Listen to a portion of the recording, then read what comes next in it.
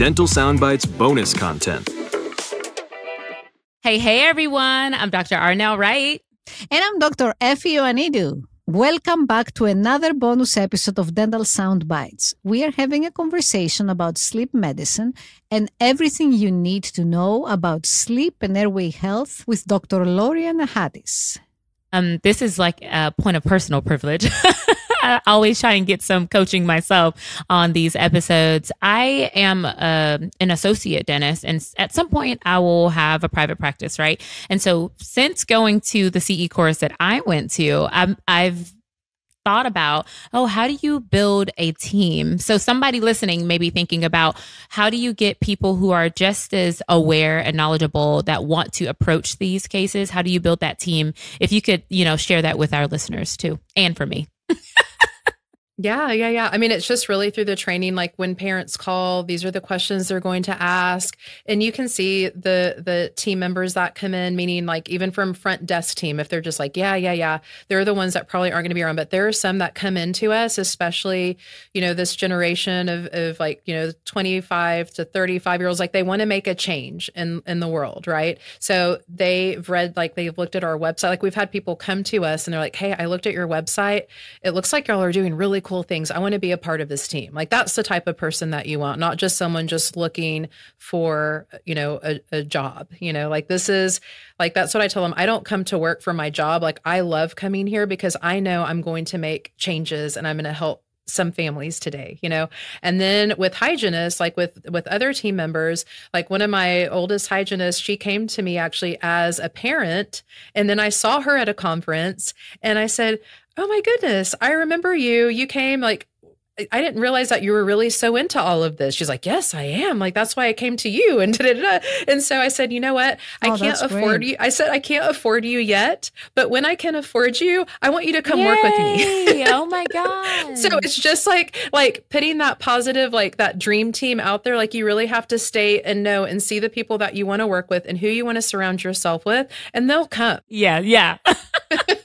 But no, I truly believe in that. Like when you have, I feel like the world is working for you. So people, who are negative all the time, nobody wants to be around that. People want to be around positive, want to be around good changes, and seeing that we really, truly do want to make the patients happy and the parents happy. And it's not all about money. Like that's the thing is like, money, this, and it's like, no, actually, and that's the thing when we wanted to do this practice, when we started this practice at first, we were putting everything pretty much back into the practice. And, Dr. Carl and I were both very lucky in that our husbands provided, it was okay, not forever, but, we knew like this was just a stepping stone. And when you do the right thing, the money comes. Like, that's just how it is. It's not trying to add in an extra thing here and there to try to do, to financially be secure or whatever. It's just, if you do the right thing, it'll come. And especially with this, like people want to do the right thing and I want to do the right thing for their child.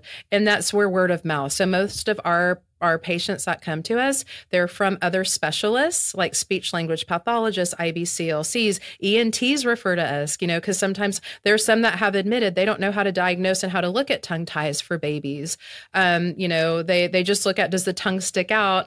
And that's it. And if they're having problems, it's okay, just give them a bottle, and what I've learned is that it shouldn't be that way. It should be like, gosh, let's really try to encourage, if the mom wants to breastfeed, let's figure it out. Let's see what's going on. Now, if they choose not to, then that's a different story. I'm never going to shame or, make it negative. Like, oh my gosh, you're not breastfeeding. Like, how dare you? I didn't, because I had issues with, and I wish I would have known these things with my son, who's now 12. Like, I didn't realize that he had some feeding issues. I just thought, gosh, there's something wrong with me and being able to breastfeed. No, actually, I had also issues and I thought there was something wrong with my daughter, that she was stubborn and difficult to deal with. So I never blamed myself, but you're absolutely right. I'm like, whatever, just move on. Love that. This way I can have a drink. Free me up. I love it. Thank you so much for being here, Dr. Nahadis. Well, thank you for inviting me. If you like this episode, everyone, please share it with a friend.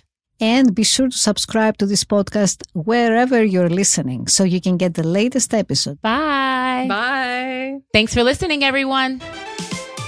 Dental Soundbites is an American Dental Association podcast. Learn more at ada.org/podcast.